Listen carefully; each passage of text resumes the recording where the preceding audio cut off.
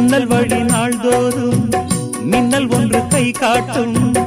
அம்மம்மா என்னைத்தான் ஆசைகளில் நீராட்டும். எனக்கும் உனக்கும் இருக்கும் நெருக்கம் இளமை தொடங்கி முதுமை வரைக்கும். இரவும் பகலும் உறவை வளர்க்கும், இடையில் இருக்கும் தடையை தகர்க்கும்.